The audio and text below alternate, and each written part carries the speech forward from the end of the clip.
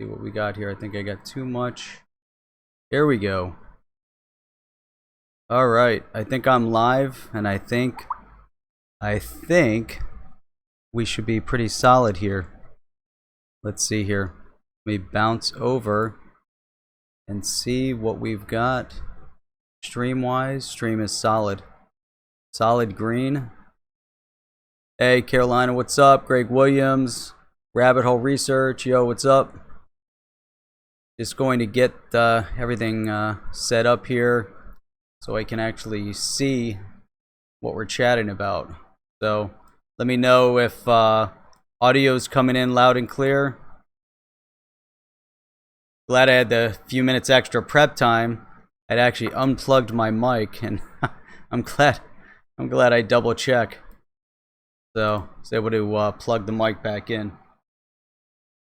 So it should be, I believe everything should be, let's see, unless I crash everything should be streaming pretty decent.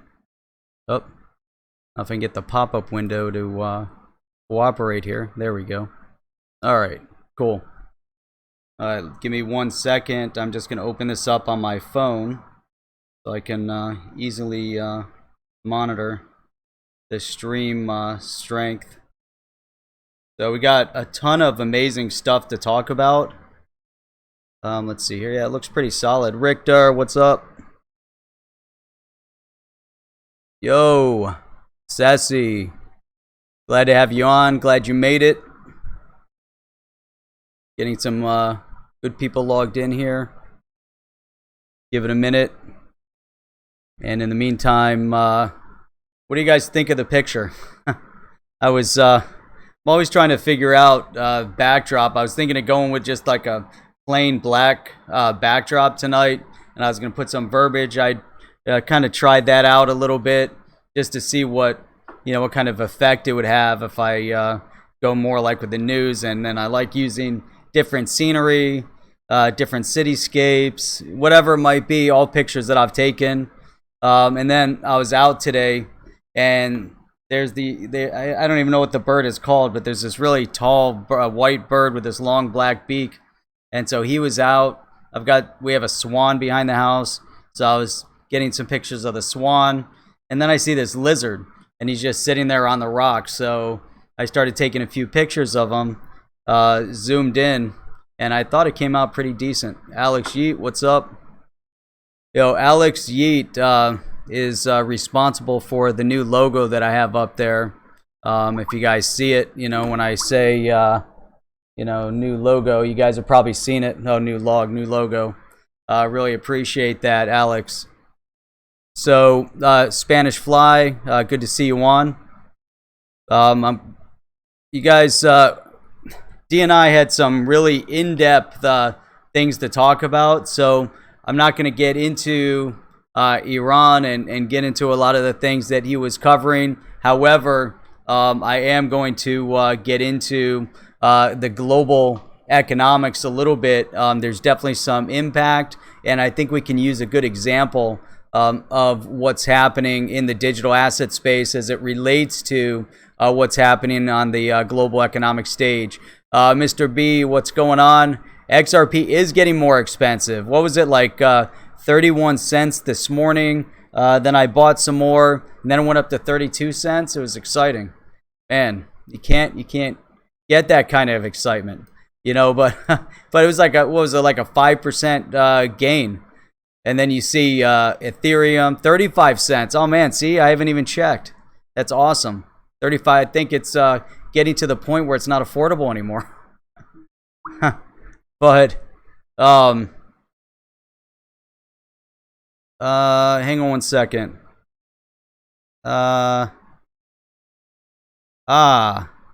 That's interesting. I just got an alert here from there were some people driving through our neighborhood on the sidewalk. Huh. That's insane. All right. That'll have to be dealt with later. So, all right. So where were we here? Sorry, I get this text message, kind of get a little distracted. So, yeah. So anyhow, Bitcoin over 8,000. I think it hit 8,100. Litecoin hitting some decent highs. Ethereum hitting some decent highs. XRP hitting some decent highs. I just think, that's obviously there's, some good momentum right now in the market. It doesn't mean that we're out of the weeds and, that we're not going to see the resurgence of a bear cycle. But right now, overall, the trend is definitely up and up. With that, obviously, we've seen a lot of great mainstream news that's been pouring out. And we're going to talk a little bit about some of the of those types of things. And we're also going to apply some of the things that are happening around the world right now to the mainstream adoption. So, I think it's pretty enticing what we're seeing right now. So across the board, we saw for today anyways, Bitcoin up 12%, Ethereum's up 5.7%, XRP's up 8% for the day. And then we have Litecoin up 3%, EOS, BNB. I'm kicking myself for not getting Binance Coin when it was down to like $7. And now Binance Coin is up to $24. That's crazy. And I just knew that, as an exchange, it's definitely a worthwhile investment. And I just, I put it aside and put money elsewhere. And that's definitely one that we should have focused on a little bit more. All right, let me pull up some notes here, and then we're gonna start digging in a little bit. So let me try to keep the chat window open while I've got this one open. Let's see how it goes. All right, so here we go. So starting out, I think what's important to really identify, and I believe that we're gonna see a side-by-side really comparison with the downward trend right now of the Dow as well as the S&P 500. So the Dow saw its lowest point and its biggest drop, not its lowest point, but its biggest drop loss since January. So for the year at 2.4%, and then the S&P 500 is down 3.4%, whereas what we're seeing with the digital asset space obviously trending the other way. There's obviously a lot of things from a global perspective that the markets are reacting to, but really, and DNI was getting into this, and he talks a lot about the economic aspect. We're talking about IMF, but when we start looking globally, there's obviously it gets a lot more in depth. There's a lot more history to the implication and the changes. Ahmed Ali, what's going on? Damian Black, good to see you here. And so right now, obviously, we're in the midst of markets reacting to the trade negotiations between the United States and China, and as a counterbalance to it, and whether this is as a direct impact or not, I believe it does have some form of a direct impact. But we're also seeing a lot of discussion on the general media. Alluding to the fact that have a potential financial crisis looming at some point in the near future, whether that's 6 months from now, a year from now, or 2 years from now. They begin the discussion point. And I find it interesting because however you identify it, you'll start seeing it on the media. They'll start spreading the FUD. They'll start dropping the hints. And little by little, it becomes a self-fulfilling prophecy as they have an agenda that they've been promoting and pushing along the way. Now, at the same point, there's other factors that are always at play, and I think right now we're definitely seeing a big factor, a major impetus to the declines in the market is going to be the fact that the United States is looking to put around $325 billion worth of tariffs on Chinese-made product. Now, really, we're going into this negotiation point. This is going to be extremely difficult for the Chinese market. I believe that we're seeing the implication here. China is definitely going to feel the implication on their side. As there's more tariffs, there's also more incentive to why the United States and other countries around the world want to start bringing manufacturing back and pull it out of China. So, let's see, Johnny, yeah, what's up with XRP breaking out? Definitely a great night. It's definitely good to see, across the board. So, now with this concern, I made some comments to this on Saturday's live stream, but I think it's important really to identify the importance, really the significance of the tariff war right now with China. And again, we always look at this counterbalance. So for years and years and years, China has gotten away with the manipulation of their currency to benefit their export market while hampering their import market, which has a direct impact on the rest of the world. I talked a little bit on Saturday about the detrimental impact that Chinese low-cost Chinese manufacturing has had pretty much on textile industry in many parts of the world, including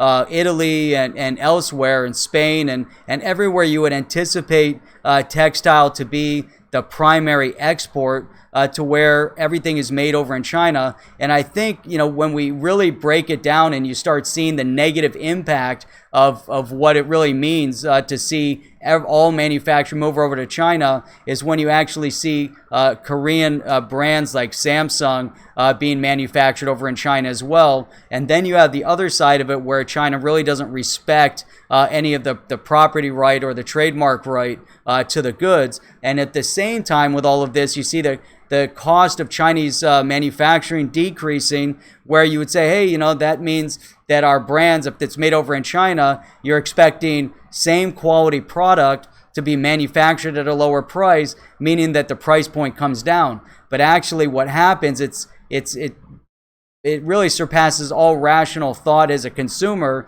that the cost of manufacturing drops, the quality of product drops, and then they deliver that product at the same price or at a higher price point. Now, this has been a reality in the marketplace, and as a result of it, we're finally at a really, we've reached a crossroads where as a country in the United States, whether it's the US, whether it's Europe or wherever it is, if you don't have the core of manufacturing, then your entire economy is really based on nothing, and you have a major hole in the middle.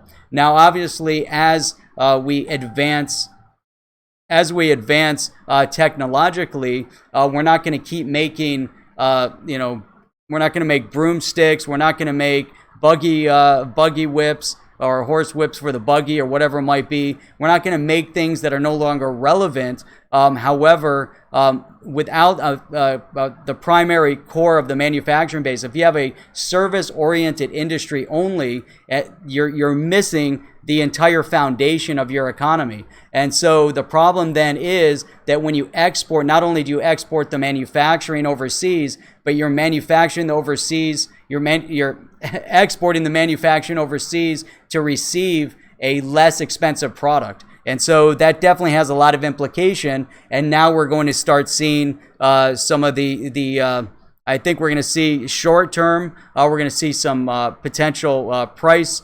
fluctuation. I think long term, as China's not going to sit back and see their economy suffer either, because their economy exists almost exclusively on the export of these products and manufacturing plants coming over there to manufacture their goods to employ the people in China. So they want to continue that economy. Now, at the same point, in China, we see a huge middle class and wealthy class that has been booming over in China. Now, that wealthy class, their desire for product is really focused in on American-made brands, and so they want the higher quality American-made brands over there. So it's really an interesting dynamic. And so now with all of this, with the negotiation going on, we also see the issue of being able to utilize currency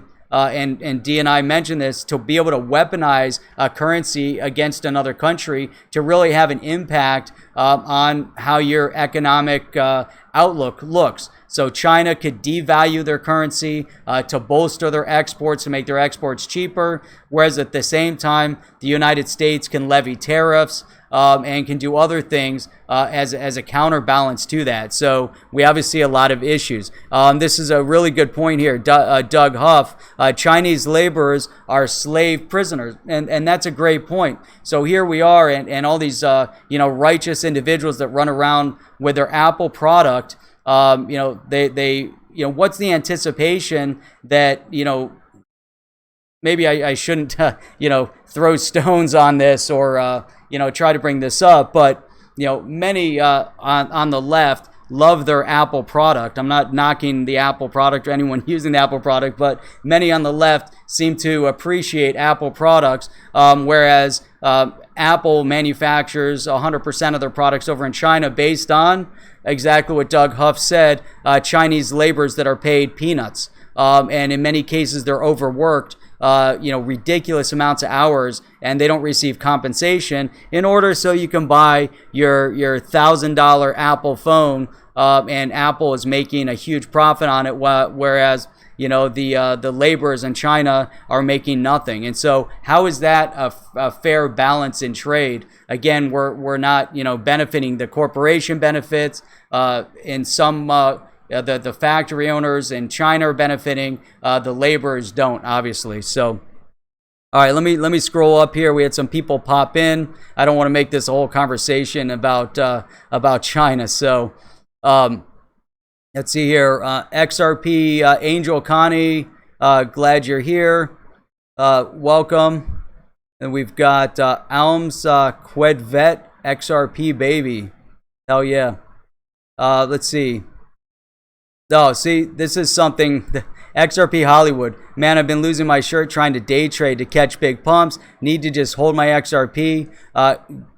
Day trading is probably one of the most difficult things. And if you don't go into trading, now there's a lot of different factors. You can create strategy. As long as you have a solid strategy for finding the right trades to make on that given day. You can't do it based on emotion, but you have to have a strategy on how you find that individual stock. You have to have a strategy on how much you can afford to buy of that stock. You have to have a strategy of when to stop out of that stock and cut your losses. And then you have to have a strategy on when to sell and capture profit. So there's so many dynamics that go into it. And I firmly believe, and I'm sure there's people out there that are day trading on the digital asset space, but I believe it's such a speculative market that's still dictated, by the ups and downs of the FUD and FOMO spread, that I think it's extremely difficult to predict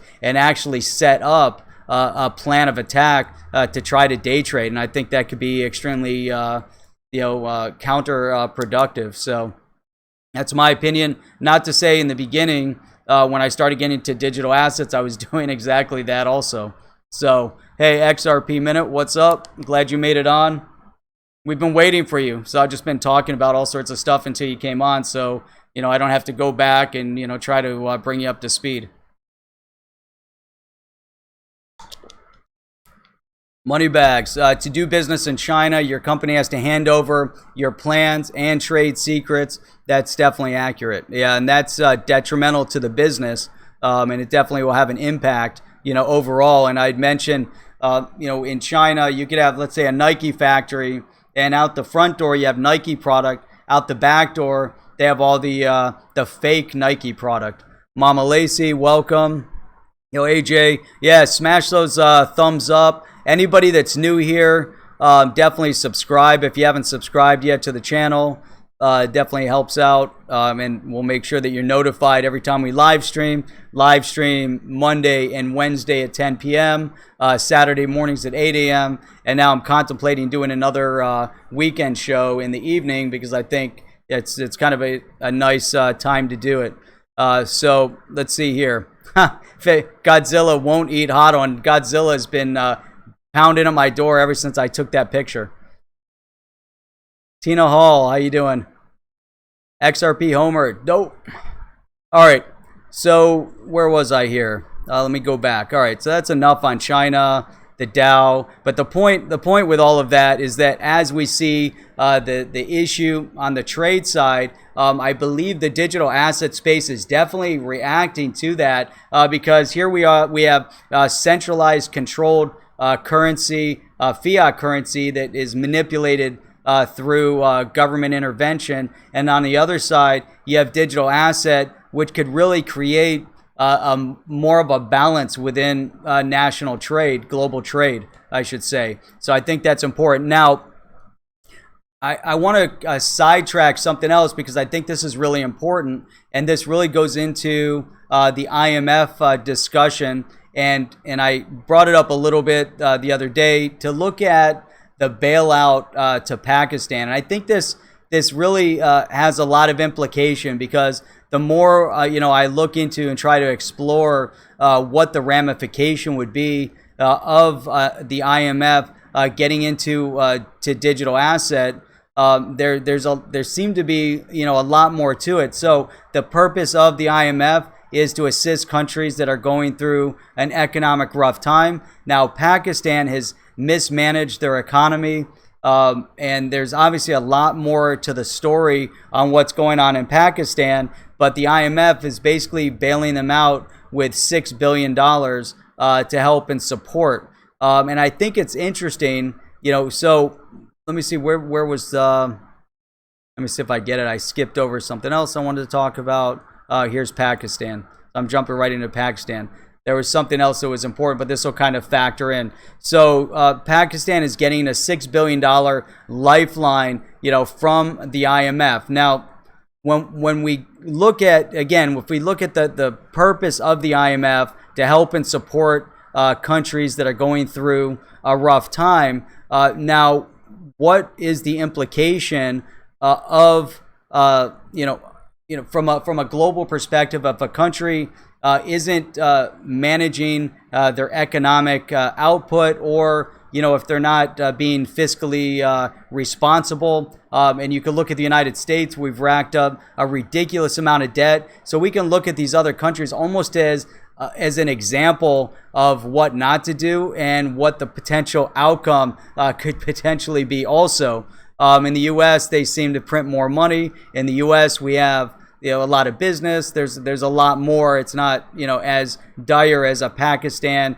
or as a Turkey, but we're starting to see from a perspective of the global economic tension, we're starting to see countries get to a point where they're not able to support themselves, and then you have a country like you have an organization like the IMF that's stepping up to really support. Now, what I was thinking is that, now imagine this as a scenario, is that the IMF to utilize a digital asset also means that we're adding a completely new dimension or a completely new layer of accountability for these organizations, meaning these organizations then become accountable to the world at large because the IMF is getting contribution from countries. Now, at this point, they basically distribute money to nations as they see fit. And now if they move into, let's say, the ESDR, whatever it might be, they start using digital assets. These digital assets will now be transferred with full transparency as to when they're transferring the funding, how much they're transferring, who they're transferring it to, and then how the digital assets are going to be put to use. And I believe at this point, whether it's the IMF or even the United Nations, much of the money that ends up going to the UN or the IMF, and then from the IMF or the UN bodies over to countries or over to the organizations within the countries. I mean, we have to really be honest and face the fact that much of these funds are misappropriated. So this is through, if you look at the United Nations directly, a history of corruption, lost funding, again, misappropriation of those funds, a continuation of supporting refugees, refugees in refugee status in refugee camps, simply because there's billions upon billions upon billions of dollars to be made by the organizations and entities that are tied up with the United Nations. So as we move into this digital asset economy, to me, it opens up a whole new dimension, because now these big organizations are going to find it very difficult to misappropriate funding. So even the IMF, they move money to Pakistan, and then that's the end. Even though they obviously expect specific reporting back, but we don't know where the money is going to actually go once it's there, whether it's truly going in the direction and being appropriated to what it should to fix the economic issue to begin with. There's really a hole there. To me, that's another significance as to why the IMF and the UN really need to be held accountable through a digital asset. So again, this will give people a real view into what's happening. So the question then would remain, everything that we hear and, everything D&I has talked about regarding the ESDR and the progression in that direction. And we've, all seen, the discussions and the adoption at the larger levels. Big financial institutions using it for cross-border payment, the potential for micropayment, the possibility of the IMF utilizing digital asset, utilizing XRP as an example. Now, on the other side of the coin here is that it's going to give people a clear view of what's happening. And so again, the big question is, will these organizations take that big leap and do it knowingly putting themselves in a position where they can now be audited? I think that's interesting. Let me look here, see if anybody has any feedback. Got a lot of chat going on. So let's see. Omar Kaufman, yeah, there's definitely a lot of talk about global debt, and it keeps getting, they're ramping it up little by little, and it's happening all over the world. So, I definitely think that that's interesting. So don't count on a reset. I agree with that, Connie. I don't think we can, put all of our eggs in that basket that there's going to be some sort of an economic reset. I think we can go through another, economic, financial upheaval. It could be on a global stage. It could potentially be worse than what we saw before. But it's hard to predict because there's a lot of things that are going to be at play. So, it's definitely interesting. Shit's starting to hit the fan. Are you prepared? See, and I think, being prepared and fiscally prepared, making sure that your money is where you need it to be. If you think about the crash in 2008, having money or people that were speculating on housing and buying houses and expecting the house to appreciate, by $20, $30, $40, $50,000 after you buy, and you can flip a house. How many times can you do that? Driving the housing price up, taking money. And I was just having this conversation the other day, and I'm trying to remember who I had the conversation with. Might have been with Chip, but, we're talking about, financing property. Oh, no, I was talking to somebody else. But the biggest issue at that point where, people were buying these homes, they were increasing in value, and people were taking that extra value out and spending it on who knows what. So we basically, created a housing bubble crisis. The consumers were as at fault as were the banks and the big corporations that kept, just giving out free money to buy the real estate. So there's a lot to that. But now we're starting to see the same trend ramping up all over again. It's almost like people don't learn. And at the same time, we see a lot of the political strife that's starting to go on, and a lot of saber rattling. And I think Tina Hall, you just said that U.S. is rattling the chains that Iran. And to me, I look at the Middle Eastern politics. D&I and I haven't really gotten into a full in-depth discussion on Middle Eastern politics. Or, it'd be interesting. I wouldn't mind doing that one day. But to me, there's a different dynamic when it comes to the Middle East. The Middle East, they like to talk big.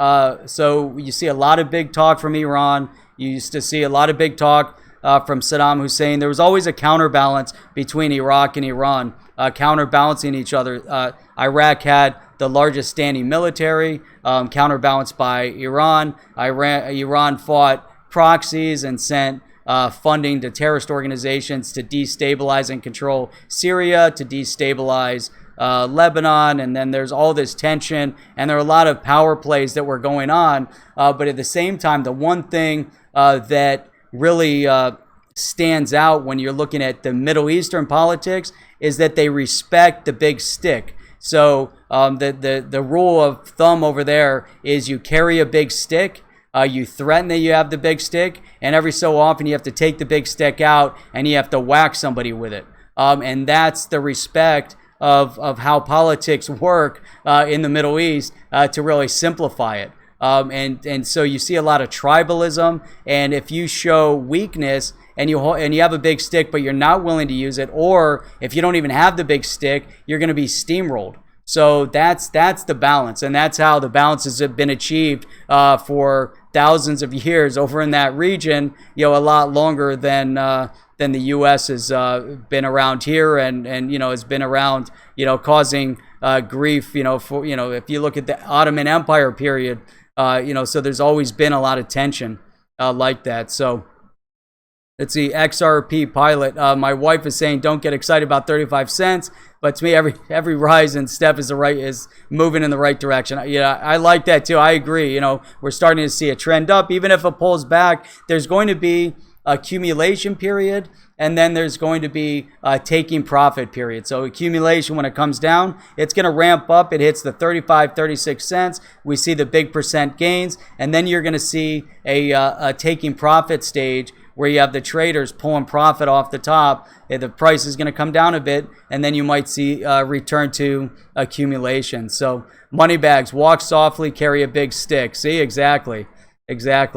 Auburn Rain, just like North Korea was, but is now moving to our side. I think North Korea, he's a big saber rattler, but when we talk about the issues, on the ground in these countries, they're pretty horrible. Like in North Korea, they don't treat their people well. And any support that has been given by the UN will sit in warehouses and typically not distributed. When you're in South Korea, if you ever go to South Korea, take a trip up to the DMZ. And I think it's really interesting when the DMZ is the demilitarized zone, the border between North Korea and South Korea. And it's really interesting because when you go up to the border, you'll see tunnels that North Korea had dug, I think in the 70s and 80s, to go and attempt to invade over in Seoul. And what's amazing about the South Korea side is that the South Korea side is all about wanting to recapture peace again with North Korea. And they, on their train line, they built a train station all the way to the DMZ. And you go into this train station, and it's obviously not utilized, but the goal is the next stop is Pyongyang. And that's when you go into this train station, it's as though they're going to have an open border, and that's their objective, is an open border. Whereas on the other side in North Korea, they're digging tunnels, the most sophisticated rock boring tunnel initiatives that you've ever seen in order to come into Seoul. And actually, as you go over the DMZ, there's a zone, an economic zone that's supported by South Korea, where they built factories, and there's some relations between North Korea and South Korea. And I always think that's amazing. So you have all this tension between the two countries, yet there's still some existence of some economic cooperation in an attempt to reestablish the relationship with North Korea and South Korea. So Dan, I'm a little bit behind here on comments. Sorry, guys. So I'm going to catch up 20 minutes. I have a ton of stuff to go through. If I don't get through it all tonight, we'll talk about it on Wednesday. So Dan, China turning up the heat. I heard they don't want to deal with Trump. They're trying to wait till the next election. I mean, that's possible, but this is going to have such an impact on their economy. If we levy another $320 billion in tariffs, it's definitely going to have an impact on them. And it's going to be ramped up again. It's going to be ramped up again. Right now, it's a pissing match. And this type of stuff has to go on. We look at it from the external aspect. We're just reading headlines in a newspaper. There's a lot more that goes on in negotiation from a political perspective, business perspective, economic, whatever. It's going to go like this. And then everybody has to save face also. So China can't show that they're giving ground and just backing down immediately. Trump obviously can't back down. The two parties obviously have to balance it out. And they'll figure it out, and everything will work out in the end. So, the caliphate in all throughout, yes, exactly. Let's see, Omar. Trying to go through. I'm gonna jump down. It's a trade war. China's been taking advantage far too long. What's fair is fair. Tariffs on both sides. Yeah, we've been giving them free trade for a long time. So, let me see here. Oh, there we go. Cool. Alex what does that say? Vasilevsky. Alex Vasilevsky. Out of the bigger countries, Australia will be the first to hit a recession similar to the U.S. in 2008. I need to look more into the economy of Australia. I have to tell you, I'm a little naive on that economy. I've researched the economies throughout most of the regions in Europe and Asia and Africa, Latin America, the U.S., North America. But Australia has always kind of evaded me. I always saw it as kind of a well-to-do country. They always seem to be doing status quo. They do okay. Everyone seems happy over there. And they have kangaroos. So I don't. I really have to look into that a lot more. Australia hasn't had a reception. Man, I feel so bad for them. They need a reception, especially with some whiskey and champagne and some wine. No, so that's amazing. And that's what Chip, you bring that up. That's pretty much why I probably haven't focused on it, because they haven't had a recession. They've always just status quo. They've always done okay. So that's pretty amazing. Let's see here. Trump has tweeted that tariffs are great for the U.S. It's all for show. It is. It's a big show, and that's a thing that people really fail to identify or to realize when we go into these discussions. And Trump likes to throw a lot of false narratives and false flags out there. I see Digital Nomads responding, kangaroos. Man, I love kangaroos. They're like these cool animals.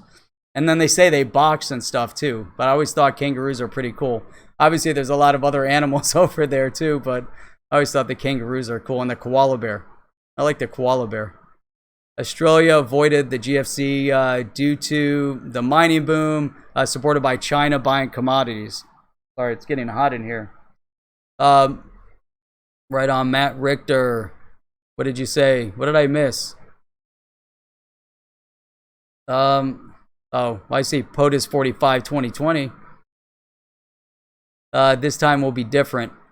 Trying to stay on top of this. All right, let me move on. And I'll come back to the chat. So, Venezuela. Now, I've talked about Venezuela before. I think Venezuela is an amazing case study.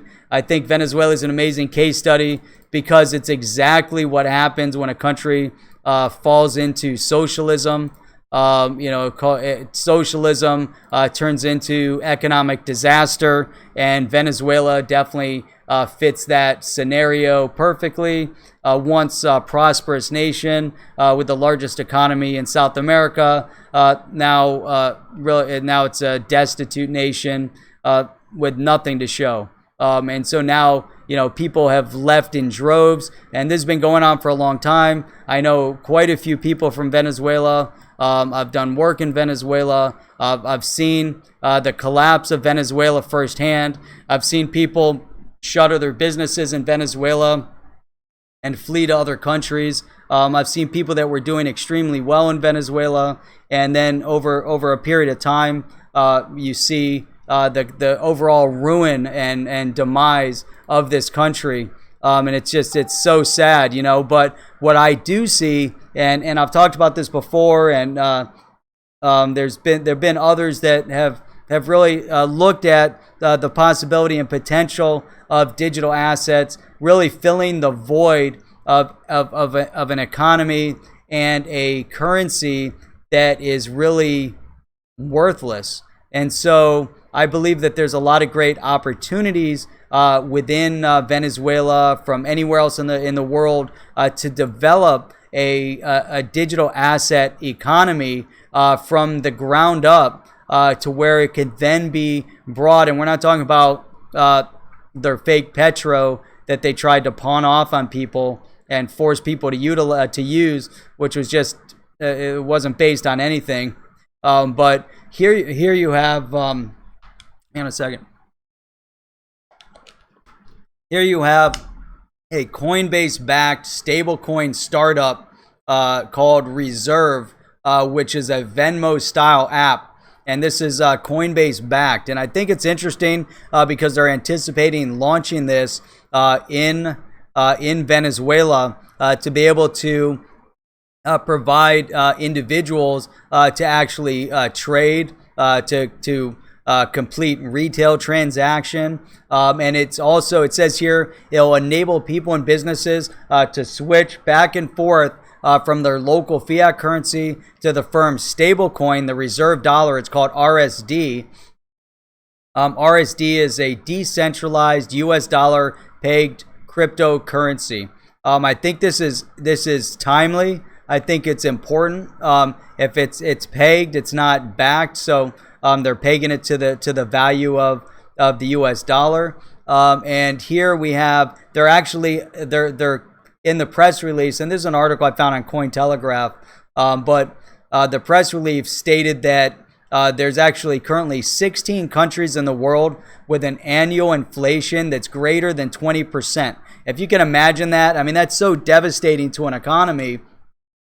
Venezuela is losing 10% of its value every single day. They've had like 10 million% inflation. Their currency is not worth anything. I mean, completely worthless. So imagine a doctor that's now making $200 a month in the equivalent in Bolivar, and their Bolivar today, if they were to try to use this, worth like $200 or $300. A completely useless currency. They've destroyed this economy. But here's an opportunity where merchants, and I thought this was so interesting because it said near the end of December, Dash celebrated the 2,500th merchant in Venezuela to accept Dash as a payment. And then in August of 18, they only, and so this was in December of 18, but in August of 18, there were only 1,000 merchants that were accepting digital asset. And so it's so significant to see that digital asset can have an impact. And now we're talking about real world utility. It's amazing. I mean, that's real world utility at its finest, to where you can use digital asset. Now, the question here is, why aren't we seeing some sort of a presence of an XRP backed app that's going down there to be utilized, or even XLM, which is the micro payment digital asset according to Stellar. But why not XRP? They're bringing all these other digital assets there. XRP would obviously make a really fine digital asset, and having the right solution to do that. So just an open question out there. No more stable coins. Come on, but this one's cool. This one's not stable. Oh no, it is. Well, it's stable, I guess. It's pegged. It's pegged to the US dollar. So I guess that's stable. Got to have at least one more. This one's going to be used down in Venezuela by a cool app. So let's see, Alex, Spanish Fly going up a few cents feels good. That's right. I believe that. We have our XRP stable coin, but those small movements, that's still a 5, 6, 7% increase. I mean, 5, 6, 7% increase in a day is awesome. So, and that's what it is. We're talking about a 30-cent value to an XRP. So small movements are monumental. It's awesome. It could be 10%, So that's fantastic. let's see, Alex, it's gone down around 10%. So already some people who got a loan then and only put down 10% are already in the rear if you add on stamp duty tax when you buy a property. I'm not sure where that was responding to. Maybe there's, oh, here we go. A lot of, oh, sorry, going back to, let's see.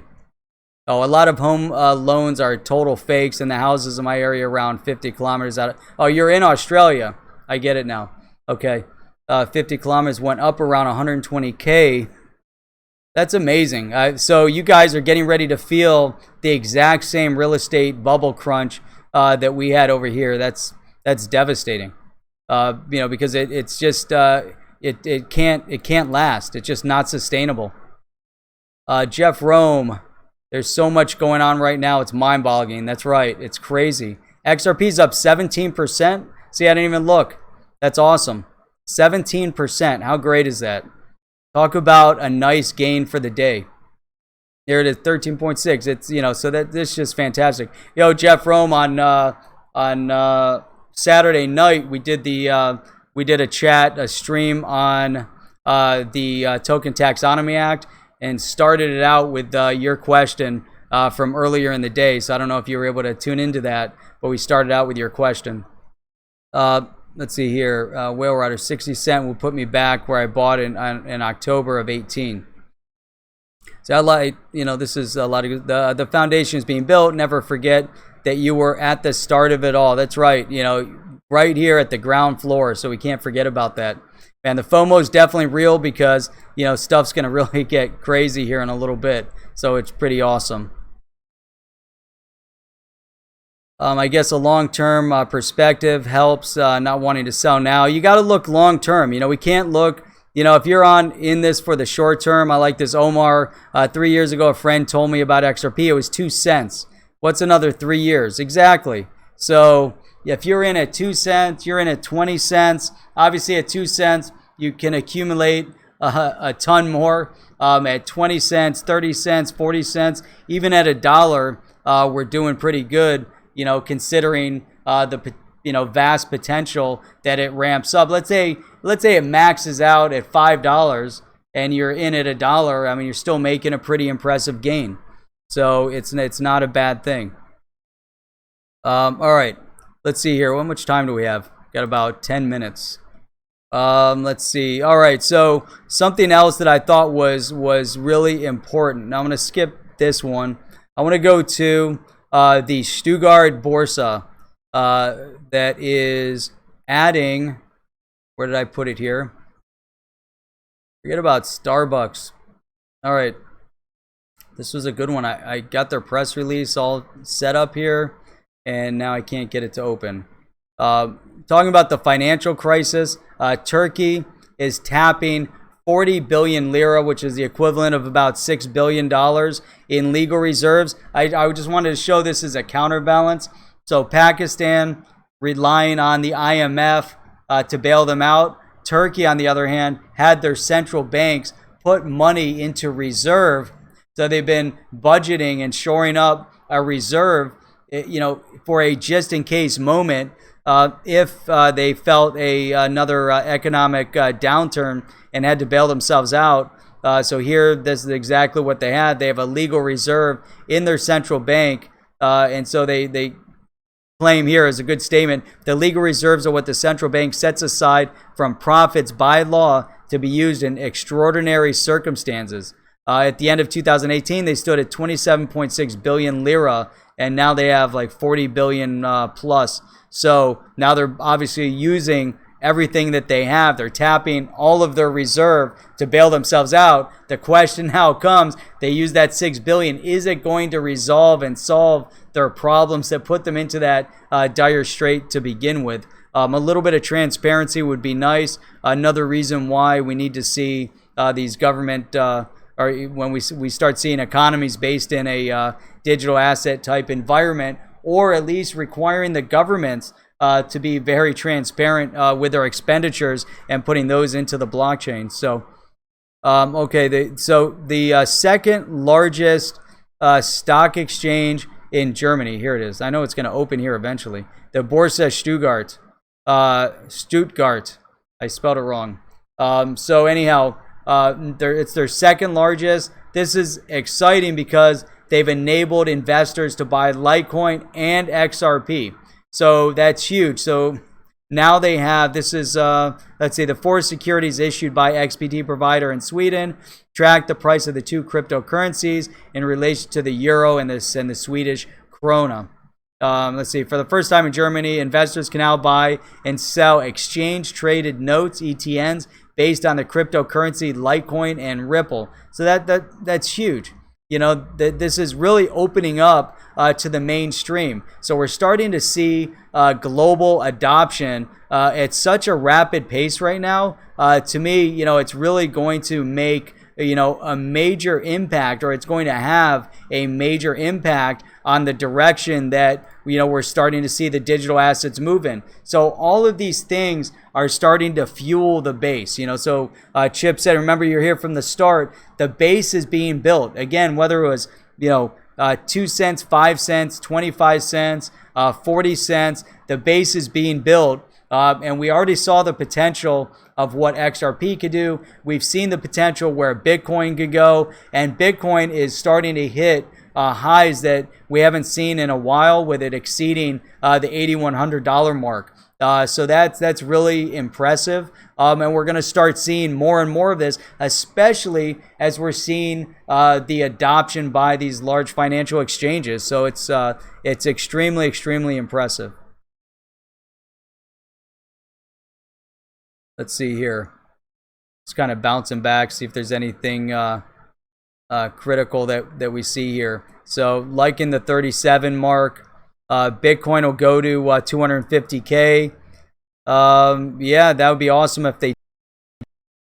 I'm just kicking myself now also, but you know, I put it into other digital asset, but I look back, I'm like, man, when Bitcoin was at 3,800, I should have picked up a couple of Bitcoin. That would have been nice. And I didn't do it. I'm like, let me put it elsewhere. And so here's something else, and D and I brought this up. I thought it was important too to bring up, and there was actually an article. But you know, credit cards, credit card debt is definitely something important to talk about. Student loan debt, obviously something important to talk about. Student loan debt is increasing at such an exponential rate, and there are defaults on it, but student loans are, if they're backed by the government, are the one loan that you can't get out of. You're going to have to pay it back, whereas you can basically write off in a you know, financial bankruptcy or whatever. You can terminate other loans, you can terminate credit card, but you can't get rid of your student loan. So the government, you know, locks that in. And obviously, forgiving student loan debt isn't the right answer. But the fact that the banks and the government have backed student loans have allowed universities to go on rampant spending binges and increase tuition at rates that we've never seen before. And all they're selling is regurgitated information.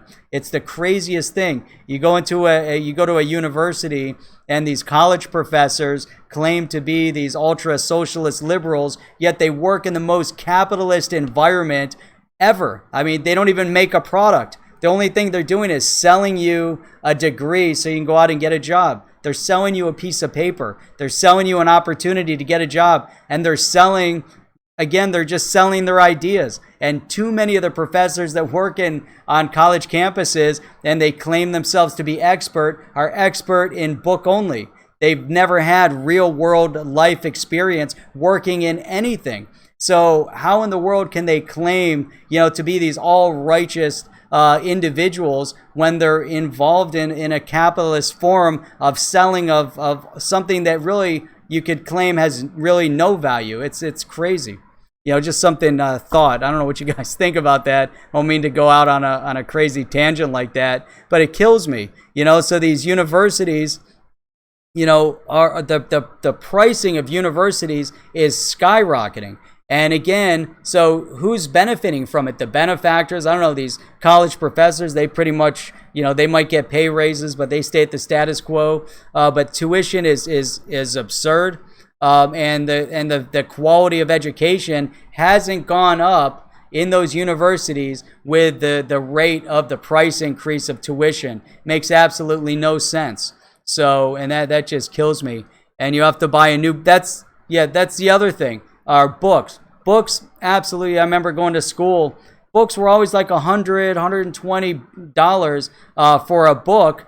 And then you look at the book and you're like, you know what? It's written by professors. So professors have to write books, and their books can't be used by them apparently, but they have to be sold, or they do get sold, and they're used by other professors, and they're just regurgitating everybody's ideas around. And there's very little unique idea that's ever brought forth by a professor to teach. It kills me, and what kills me about it is like, okay, we all need to go, we want to go to school, we want to learn, you want to get your degree, but at the same point, the cost of tuition is skyrocketing at the rate it is directly tied to the fact that the government is backing these loans and really locking people in because you can't get out of these loans. They're locking you in, and they're supporting the rise of tuition, as so it's a direct transfer of wealth again,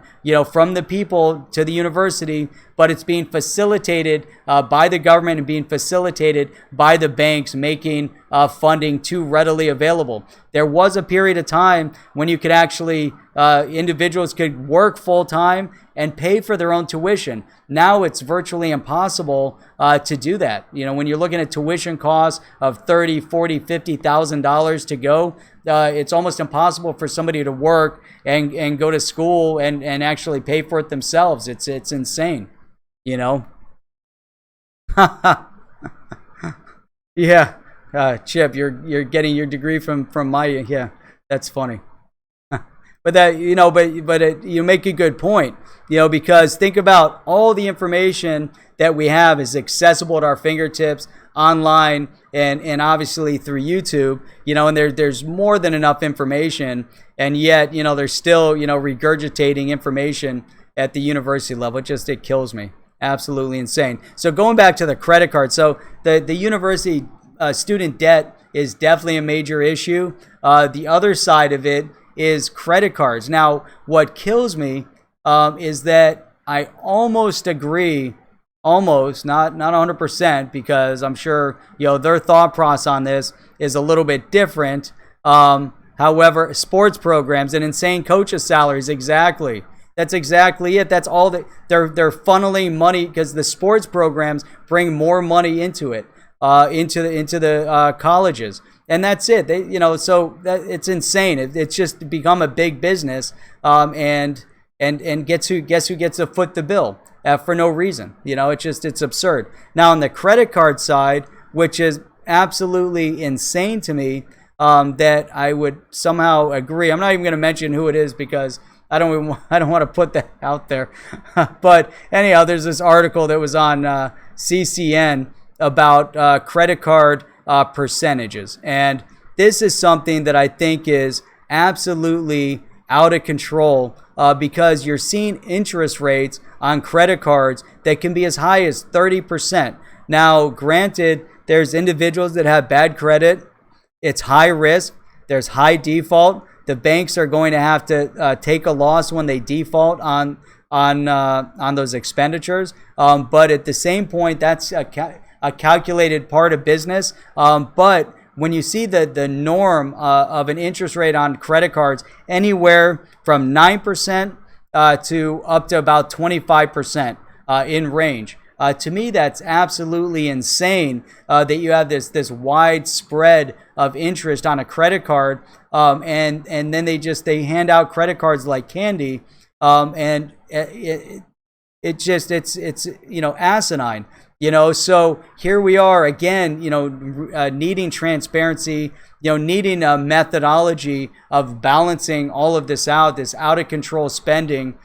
Somehow things have got to come back into reality. And that's where with the digital asset space, we have an opportunity to really create transparency in all of these environments. But at the same time, it's not just transparency and speed of transaction, but it's also cost. So from a credit card's perspective or the bank's perspective, they are charging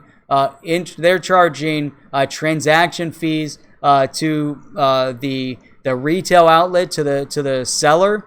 And then if you have, so they're making their 2.5% to 3% every time a credit card is swiped of that transaction. Trying to figure out, how they can justify even those types of percentages.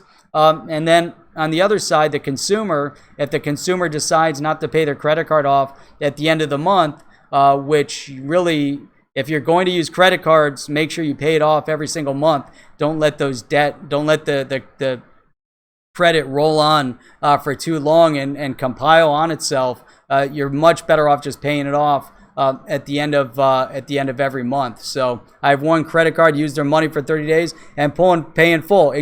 Our society is built around using credit cards, but what we all have to make sure we do is not fall into that trap of doing that. So, Chip, yeah, Harvard is definitely rolling in money. We talked about that the other day. What was it? I forget how many billions, or was it trillions of dollars they have sitting in their I forget what that number was now. It was a ridiculous number. So, you know what? Look at that. I've come up on the hour. I guess I started a little bit late, so this is pretty cool. Let me look here. I'm going to go through and see if there's any other comments. I know there's always like a 20-second delay, just some of these final comments here. And then I want to go up here, Lex Coins. If anybody's on and you guys haven't subscribed yet, go ahead and subscribe to the channel. If you guys want to give some thumbs up, that'd be pretty cool. Thumbs up always help. I appreciate that. Any comments? You guys can definitely throw some comments after the video.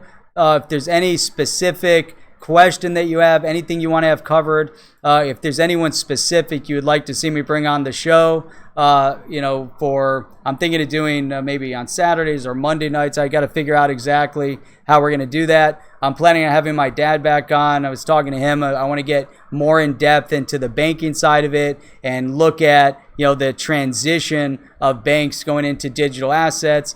So I think that'll be an interesting deep dive because he's got a lot of input to share on that. But then I've been looking to figure out who else would be great to bring on. So that's part of it. I did reach out to Warren Davidson's office to see about setting up a one-on-one interview with Warren Davidson. Not sure if I'm going to do it. I had talked to Thinking Crypto about having Thinking Crypto do the interview with Warren Davidson.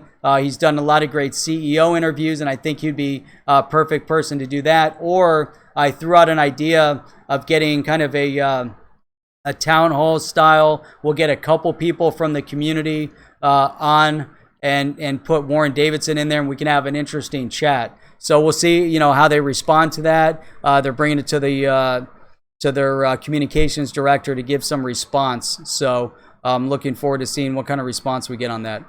But Lex Coins, I got all my Microsoft certification, my CCNA certification by watching YouTube. That's awesome. That's absolutely fantastic. I mean, it's amazing that there's that much information on YouTube that you can pass your certification test. That's phenomenal. I mean, absolutely phenomenal.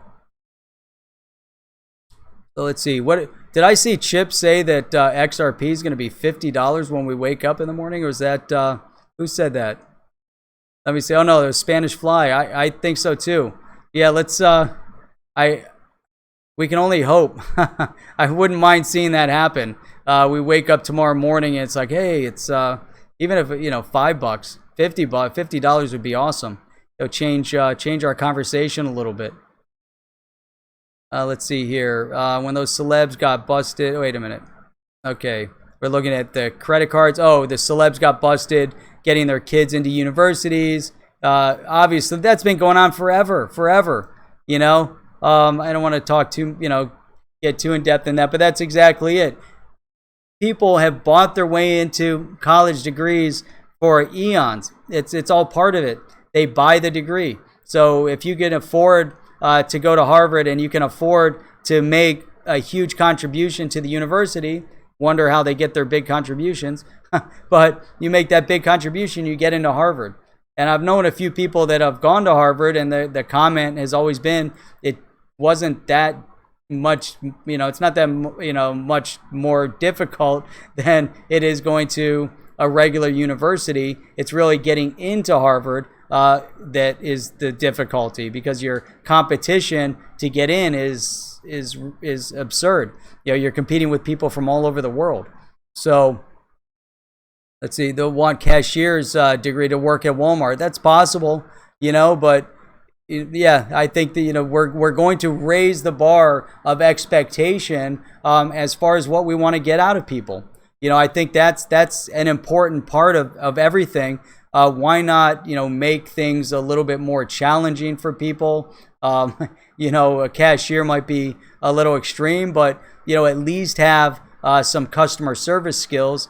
We can train people in salesmanship. We can, change the dynamics of the company. We can make things a little bit more transparent of how things actually work. I think there's a lot that can go on. So, Bob Moneybags, glad to see you here. I don't know if I saw you on before, but let's see here. On Chip's stream, I leave a comment after he signs off. And yeah, that's always a great idea. So that was Ajax. Ajax, leave the comment. XRP minute, $500 would lift your spirits a bit. Yep, I think so. I wouldn't mind seeing $500 tomorrow morning. That would be pretty cool. How about 50 cents? Tina's saying, how about 50 cents? I think 50 cents would be pretty good too. So, all right, that's it. Look at that. I'm going to wrap this up at an hour. This is awesome. I really appreciate everybody coming on. I think, we had a great chat tonight. A lot of great feedback. Always love seeing everybody taking your time on a late, what's today? Monday evening. And, if you're overseas and over in Australia or elsewhere, it's early morning. So, and you guys really help make the show. So, the fact that you guys come on, and I'm really appreciate how, we've all come together as a community, sharing great ideas, but also the community that's now being built in this late night stream session. So, we've got DNI that comes on at 9 o'clock, and then Chip is on Tuesdays and Thursdays at 10 p.m. I'm on Mondays and Wednesdays at 10 p.m. and Saturday mornings at 8 a.m. Rain is on now at 10 p.m. on Fridays. And if you guys had that chance to be on Rain's chat on Friday night, it was absolutely awesome. I really enjoyed it. He's doing a great job. Then we got GXRP has some videos out now. And we got Bob Moneybags with some videos out now, and it's just fantastic. Spanish Fly is on the zoo, with Crypto Dog, Crypto Bird Dog. It's just been, it's just outstanding, to see, everybody getting engaged, and everybody getting on each other's streams also to share ideas and to chat. So this is absolutely fantastic, and actually. This week, I'm going to get together with two people from the community. So that's going to be on Friday. So I'm looking forward to that. I guess we can maybe throw up a picture or something on Twitter when we're together. So definitely looking forward to that. And then Chip and I, we talk a lot. We're not that far away from each other. So one of these days we'll actually see each other, which will be awesome too. So. All right, let's see what we got here. Anthony, I'm just going to wrap up because there's some cool things popping up here. And then we're going to really sign off. So let's see here. What do you say? Big government sucks. Go back to the free market. I agree, Anthony. I love the free market. Free market rules. So, hey, with that, again, 44 people on the stream. There might have been more a little while ago, but absolutely fantastic. I'll see you guys Wednesday night, same time, 10 p.m. Make sure you guys tune in to Chip, XRP Minute, tomorrow at 10 p.m., directly after DNI. I'll look forward to seeing you guys Wednesday, and until then, keep on hodling your crypto. And let's hope for some big gains in XRP over the next couple days.